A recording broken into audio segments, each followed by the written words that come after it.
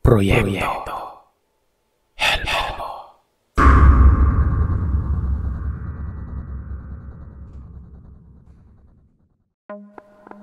Ako nga pala si Ramil, nagmula sa probinsya ng Quezon.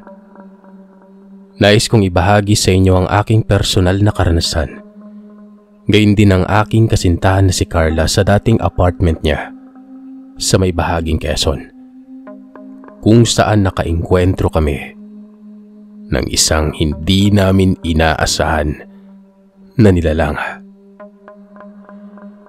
Buhat ako sa pamilya na mahilig maniwala sa mga pamahiin at maraming mga itinatagong pangontra sa aswang. Hindi ko rin naman masisisi ang aking pamilya kung naniniwala sila sa mga ganong uri ng superstitious belief, dahil kilala rin ang aming probinsya sa iba't ibang uri ng mga aswang.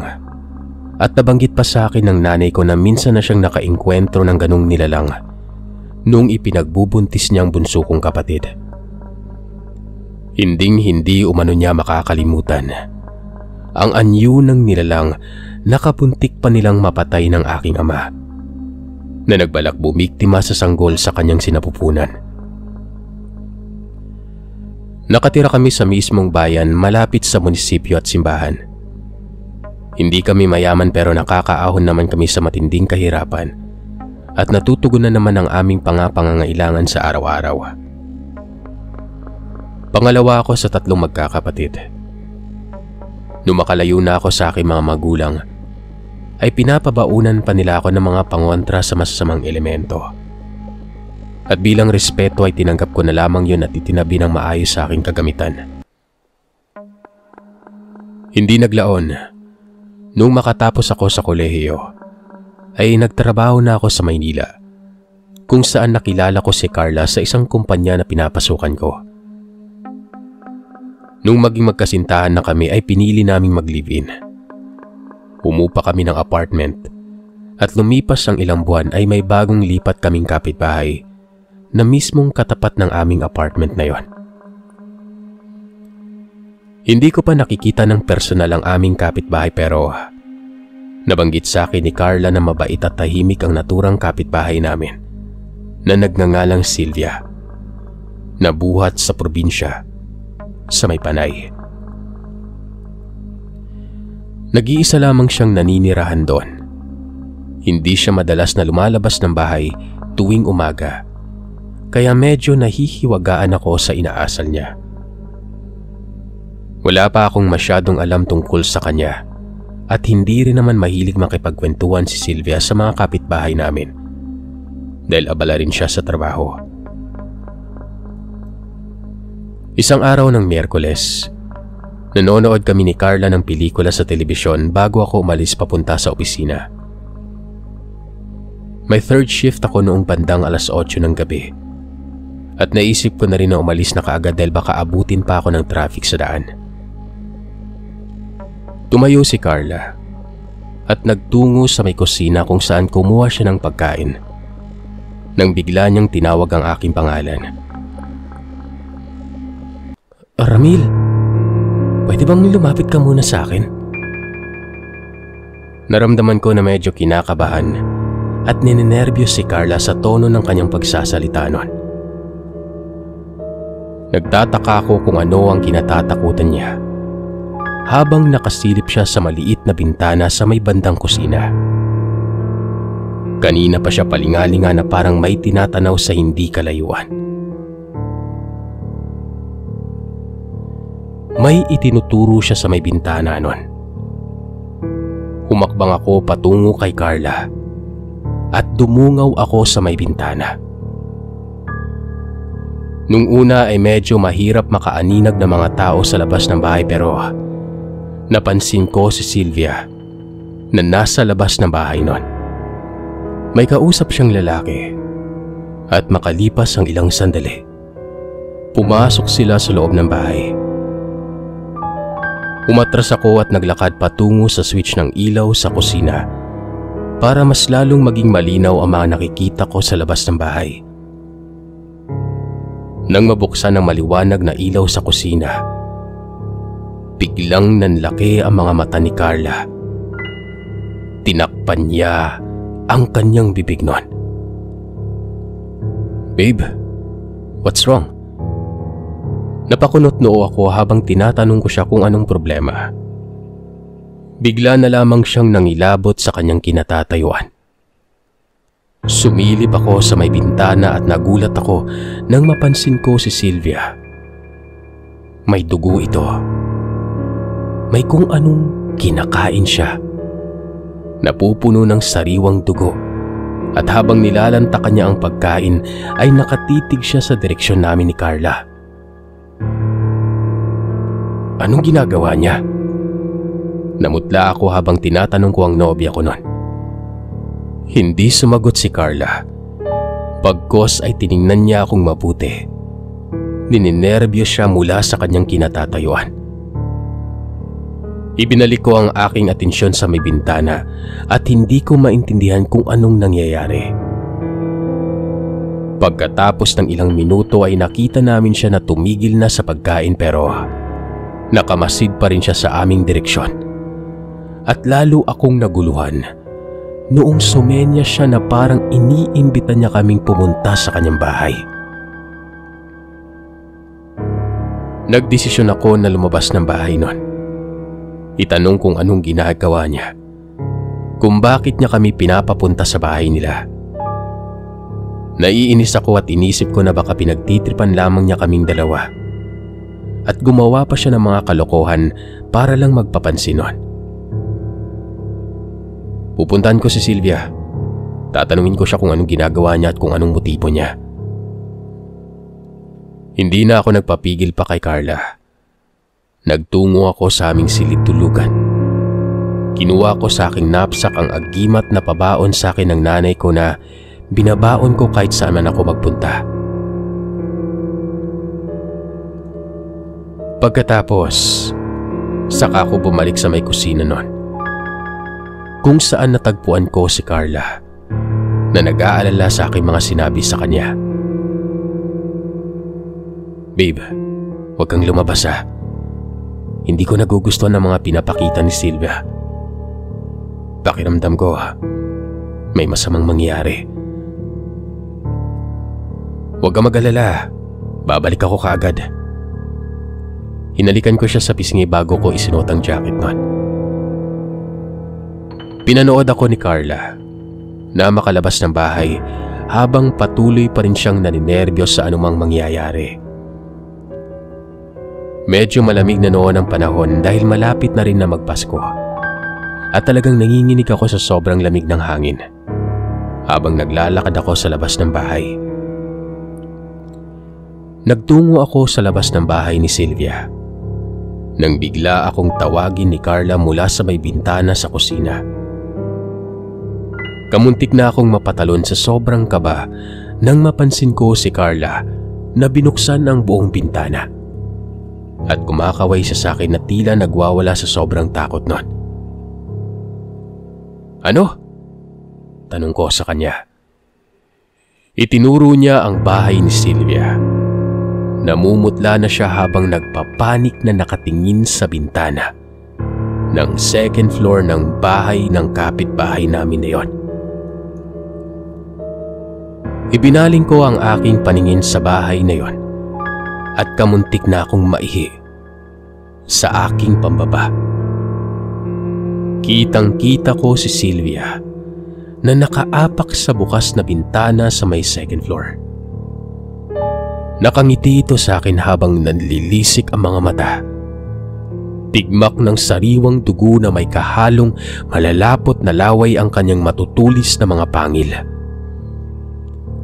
Agad na rumihistro sa isip ko ang tumakbo at maglaho mula sa aking kinatatayuan. Dali-dali akong umatras. Hindi tama ang mga nangyayari at hindi ako ligtas sa labas ng bahay namin. "Ramil, halika dito.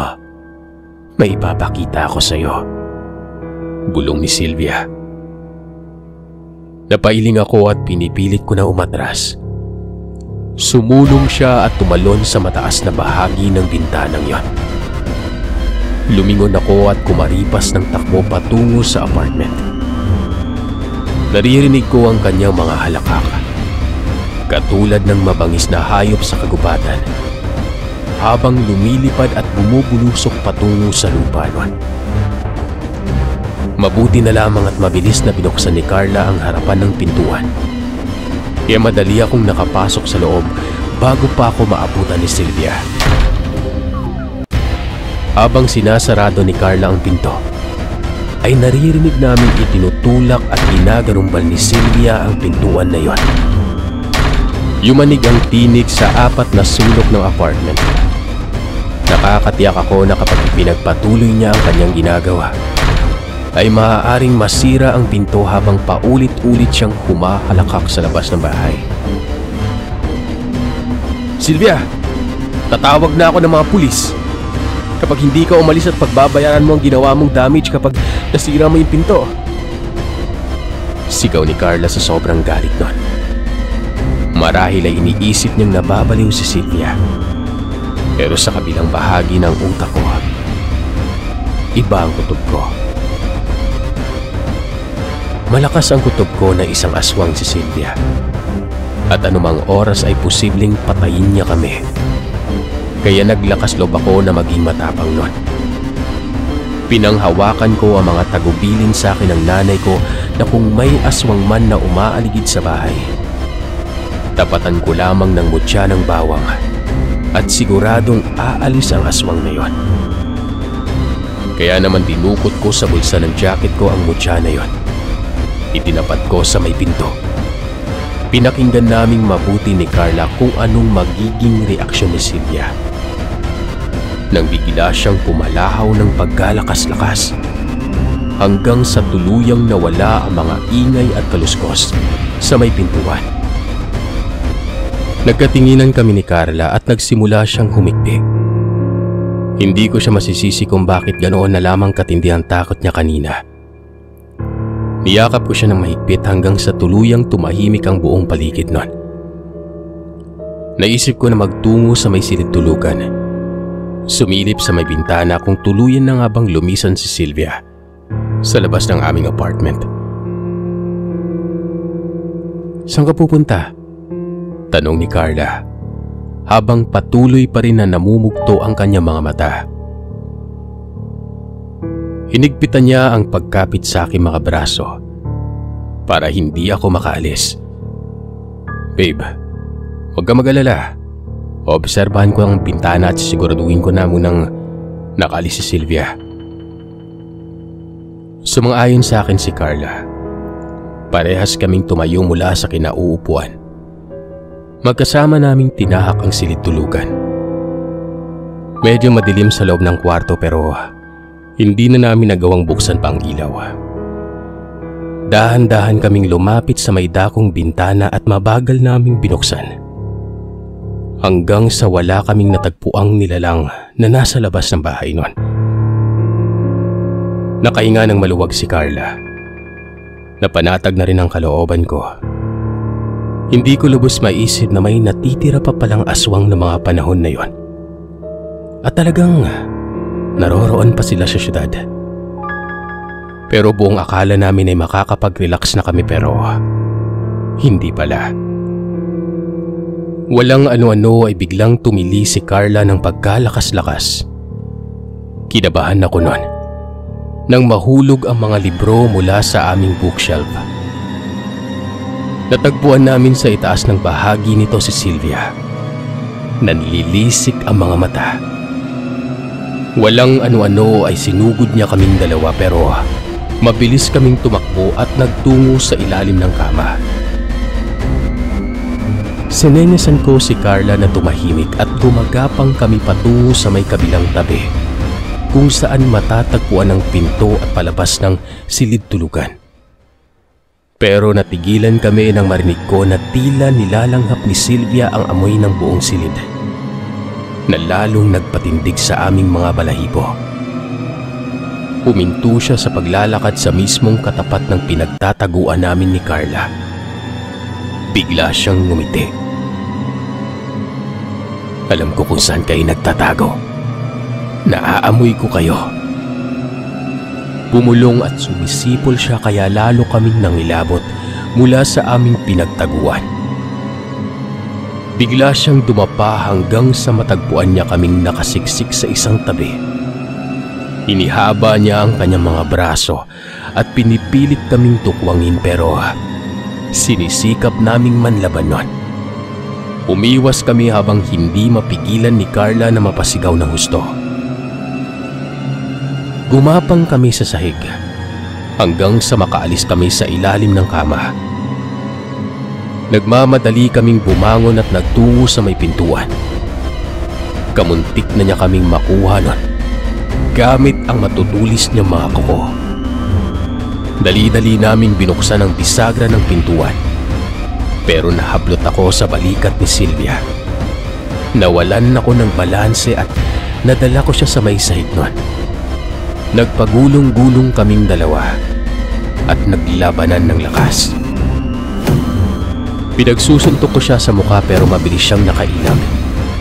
Ipinuka niya ang kanyang bibig. Humaba at tumulis ang kanyang mga pangil. Gusto niya akong kagatin pero hinampas siya ni Carla ng malaking babasaging florera. Yun ang naging dahilan para mapitawan niya ako.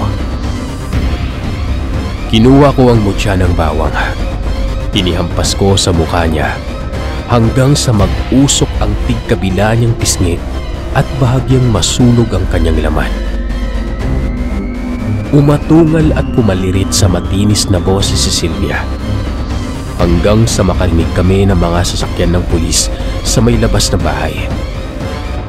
Naalarma si Sylvia at bigla siyang nataranta sa takot. Pinagtulungan namin siya ni Carla pero mabilis siyang nakatakas sa aming mga bisig at doon ko nasaksiyan ang kanyang pagbabagong anyo. Tinubuan siya ng pakpak, pumitim ang balat, tinubuan ng tuka hanggang sa maging ganap na uwak. Pumapagas pa siya at binasag ang bintana sa may sala hanggang sa tuluyang makalipad sa ere. Nagdudumali kaming lumabas ng apartment.